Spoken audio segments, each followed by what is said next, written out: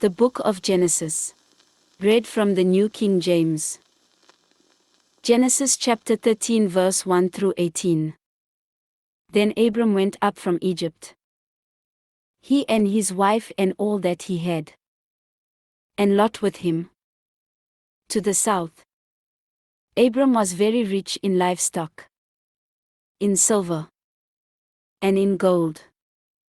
And he went on his journey from the south as far as Bethel, to the place where his tent had been at the beginning, between Bethel and Ai, to the place of the altar which he had made there at first.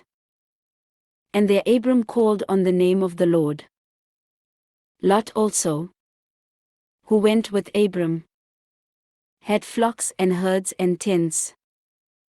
Now the land was not able to support them, that they might dwell together, for their possessions were so great that they could not dwell together.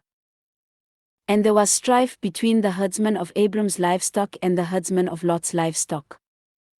The Canaanites and the Perizzites then dwelt in the land. So Abram said to Lot, "Please let there be no strife between you and me, and between my herdsmen and your herdsmen, for we are brethren. Is not the whole land before you? Please separate from me. If you take the left, then I will go to the right. Or, if you go to the right, then I will go to the left." And Lot lifted his eyes and saw all the plain of Jordan, that it was well watered everywhere. This was before the Lord destroyed Sodom and Gomorrah. The plain of Jordan was like the garden of the Lord, like the land of Egypt as you go toward Zoar. Then Lot chose for himself all the plain of Jordan. And Lot journeyed east, and they separated from each other. Abram dwelt in the land of Canaan, and Lot dwelt in the cities of the plain and pitched his tent even as far as Sodom. But the men of Sodom were exceedingly wicked and sinful against the Lord.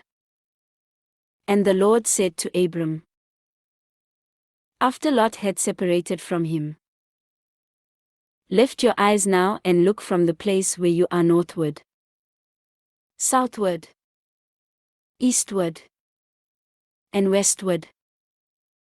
For all the land which you see I give to you and your descendants forever.